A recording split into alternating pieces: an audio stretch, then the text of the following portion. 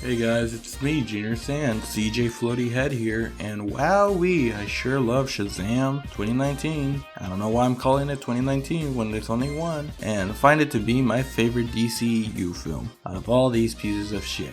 I sure am excited for the sequel. I feel like it will be a safe bet that it will be a great, enjoyable DC movie. Hey guys, it's me, non-CJ Junior Sand here, and I just came back from watching Shazam. All I can say is...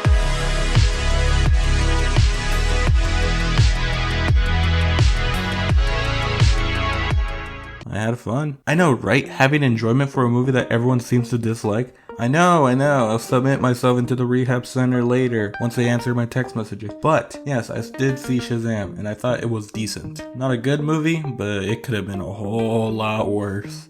This movie has been on my radar for a long time because I really enjoyed the first Shazam movie, and it's like a genuine fun superhero movie. It had both humor and heart, and it knew when to take something serious and just fuck around at the same time. It had stereotypical characters but grounded characters at the same time. It felt like a movie that knew what it was and had fun with it, and I still think Shazam 2019 is still great, even when DC started fixing itself. Kinda. Fury of the Gods doesn't really feel like that. It has like more of a Love and Thunder way of going, where it's more humor than actual movie, and that could be a problem for the movie because of it. Some of the time you just want to have actual dialogue at points, and while there are some jokes that I find funny, I wouldn't say that it accomplishes every time. I think the best part of this movie was Freddy, and that's because most of the movie was focused on him than Billy. Most of the movie, the family and Billy Batson are in their adult superhero form for everything, even for like hanging out, planning, and even just talking about family issues. Freddy loses his powers and we get to see more of him, and I really like Jack Dylan Grazer,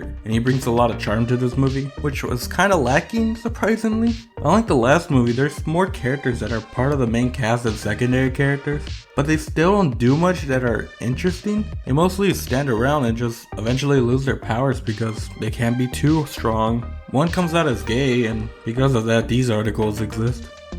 Do these motherfuckers ever consider getting pussy? The villains aren't that good. They mostly just say the most generic lines, and they're just the most generic villains of all time. Which sucks because they actually got two talented actors for the roles. There's a third villain who has the hots for Freddy, and you know how it goes. She hides in the school, gets Freddy's trust, backstabs him, helps him, falls in love. And then according to this website, they have... The fuck does that say? CX? Huh.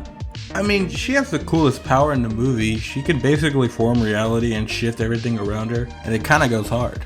She also doesn't do much afterward, but she was a fine addition to the movie. I think Zachary Levi in this movie was fine, but it's weird how much him and Billy don't act the same, because they're basically the same character, but they're so different to the point where, like, how are they connected? I get Zachary can play a goofball, but when he's all serious, I don't really believe him that much.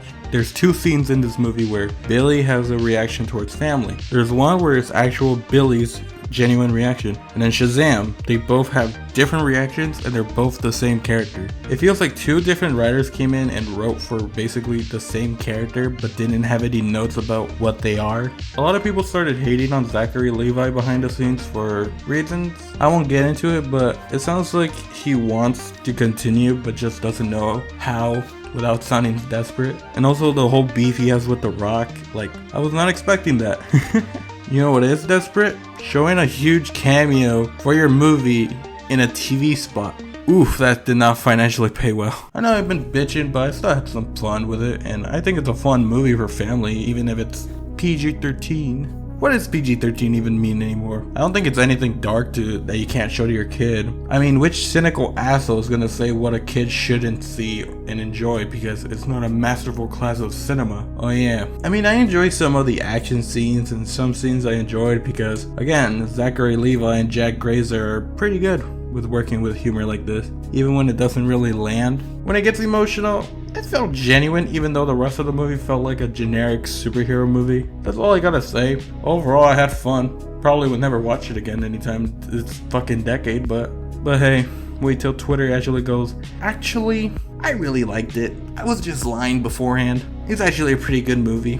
Overall, Shazam Fury of the Gods gets a 5.5 out of 10. I originally gave it a 6, but I think it's more of a 5, but I'll put it here. So yeah, 5.5. I think another thing I really like in this movie was Mary because of Grace Currey. Would you support us as a couple? The working way